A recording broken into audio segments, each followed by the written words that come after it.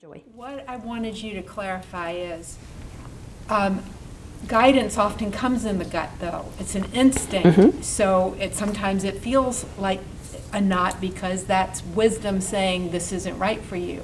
So that's what this is a little confusing there. So let's talk about that. So I'm glad that you're bringing that in there. So when we go to the gut, the gut is an energy center. So we're dealing with the third chakra. So we need to understand, everybody familiar here that we have 7 chakras? Okay, so we're operating with these chakras. These are energy centers.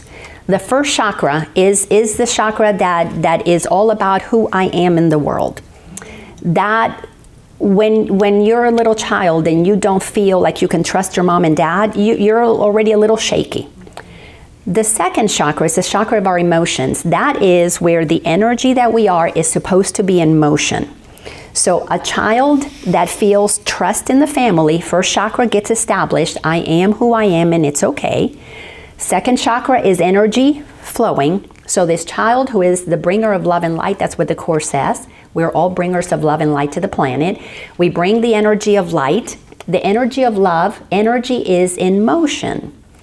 So when that energy is accepted, when that little child is accepted exactly as they are, which is unconditional love, we develop a very healthy awareness of our emotions. We are very in tune with them.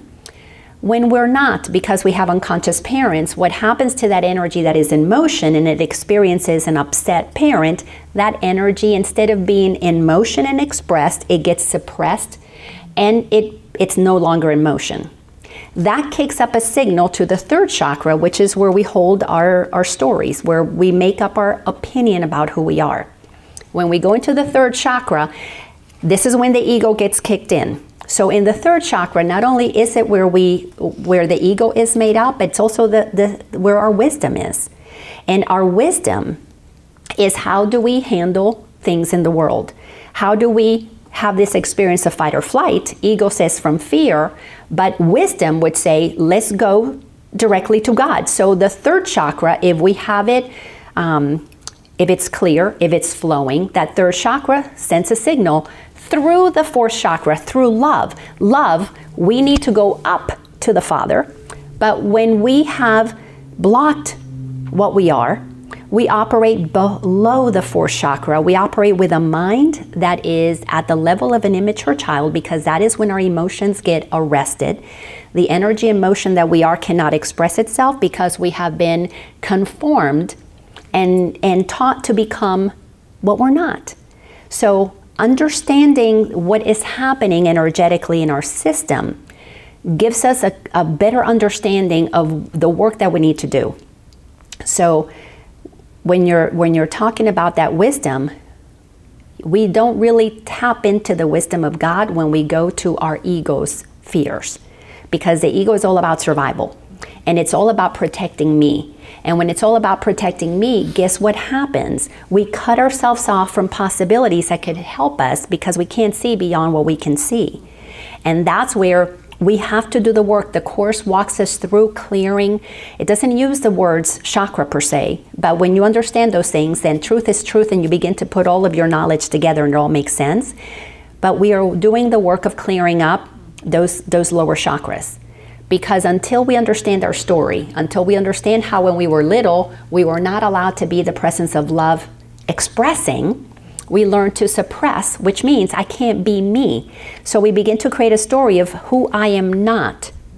And that's when we enter into the games of manipulation and we begin to use love conditionally.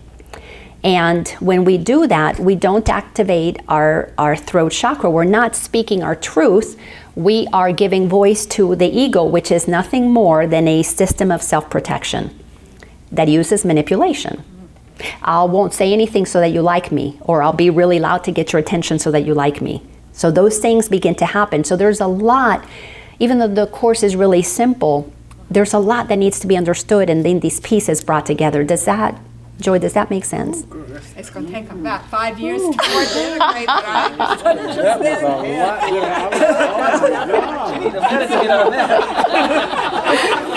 I love you. I think I love you too. Yes, Stacy. I think we're almost ready for a break. No, don't stop the flow. Yes, Stacy. So a follow-up to what Joy was asking, and all of that you just unpacked there, I certainly experience that vibration of knowing in that energy center. Totally. That is the third chakra, which I was interested to hear you say that's where our wisdom lives. Yeah. But it's not the only place we can receive guidance. Is it a place where we do receive guidance? So what happens is that the wisdom that we're operating with is our human wisdom, because we're using our wisdom to navigate the world. But the wisdom from God comes from the upper chakra. So it comes down. So we receive guidance that begins to open up our third eye, and the Course calls that vision. We believe that we're seeing with the eyes, our physical eyes, a world out there, and that's what the ego wants us to perceive. But when you open up your third eye, what you're having is vision that sees energy. So if you can see auras, if you can see colors, if you can, that's you become sensitized to the energy, and we only perceive. This is why the Course is a course, shifting our perception. But when you use your eyes, you're operating from the body. The body is being informed by the ego, who is protecting the body, but it's using information about who it is that was created before the age of 10. All self-protection, because when we are little, people who don't understand this, and we're having an emotion, we're expressing ourselves, we're dancing. Like for me, when I was a little girl, I was all about dancing. And I'm moving, I'm pure energy and motion as a child. But we have a drunk dad in the house. Well, guess what Mom kept telling me? Quiet down, shh, don't do that, don't upset Dad, don't bother Dad. So what does an immature child think is happening?